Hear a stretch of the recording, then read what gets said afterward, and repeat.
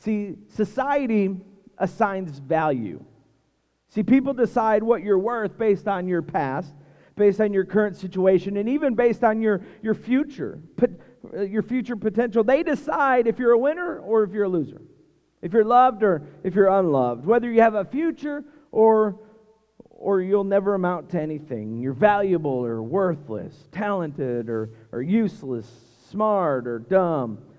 Subtly and unfortunately, sometimes not so subtly, they communicate that where you fall on this scale.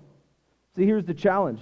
There's a tendency to accept the value other people place on you. So you allow their opinion to form your view of yourself. And then where it really gets tough, you take those values and decide that that's what God thinks about you. That's how God assigns the value to you, right? But God does assign value to you. And it's not what people think. That same value He assigns to you, He also assigns to me. See, God determined what that value was when He sacrificed His Son, saying that you matter to God. A transformation occurs when you accept His value and instead of the value of other people have placed on you. See, the world will tell you that you don't matter. Circumstances will tell you that you don't matter. Enemies will tell you that you don't matter. They will attack your self-worth and your self-esteem. Satan wants you to believe that you're useless, that you're insignificant, and without value. So many of your destructive behaviors and plans come because you don't think that you actually matter. You feel worthless, so you live up to that standard. God has a wonderful plan for you. Don't let the ignorance of people distract you from the incredible way God sees you. We got to accept His value instead of your value. We want you to receive His love and accept His plan for your life because you matter because God says you matter.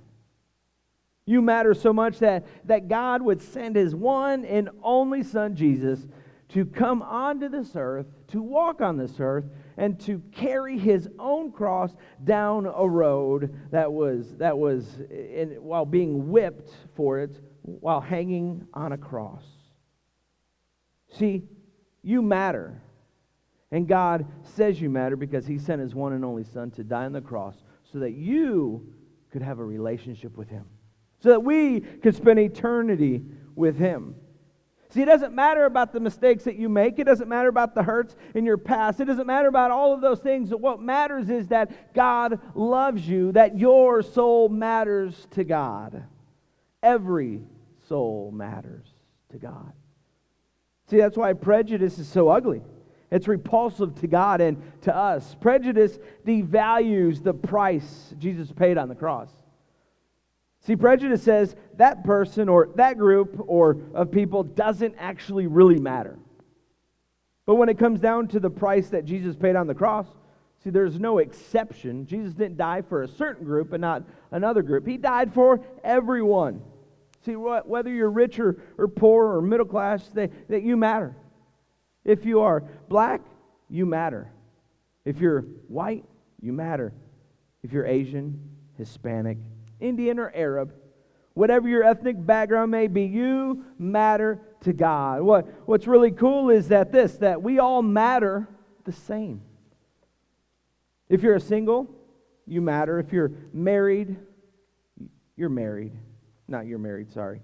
You matter. If you're widowed, you matter. If you're educated, you matter. If you're uneducated, you matter. If you're a Republican, you matter. If you're a Democrat, you matter. If you're independent, Green Party, or Libertarian, or just fed up with all of them, you still matter. You matter to God. If you went to church your whole life, you mattered. If you went to church as a kid and dropped out as an adult and came back to church, you still matter. If this is your first time ever in a church, you still matter. If you were a good kid, you matter. If you're a bad kid, you matter. If you have a horrible past, you matter. See, we all matter to God. It doesn't matter what our past or where we're going. God loves you and you matter to God. Every soul matters to God. Because of that fact, you can't choose a group of people and disqualify them from your love. See, that's not an option. As a follower of Jesus, what we got to do is we should love everyone. Every time we see people, we should see them as children of God, because that's who they are. They matter to God. See, the people who have written off mattered. The people who reject you, the people who are rejected are accepted by me. The person you think is a worthless person, I love him. That's what Jesus says. I love her, I love him. I love them so much that I sent my son Jesus, because they matter. Can you imagine an entire group of people who believed everyone mattered to God and actually believed it and lived it out? Could you imagine a church that actually believed that whole thing and lived it out? How cool the church would be? How powerful it would be? What kind of influence would it have in the community? How would they spend their time? How would they spend their money? How would that group look like and act like to other people? See, that's supposed to be the church. I don't know if you picked up on that. That's what the church is supposed to look like. Our assignment is to love everyone God created, regardless of their sin, regardless of their failure, regardless of their background, their appearance, their attitude, or even their political position.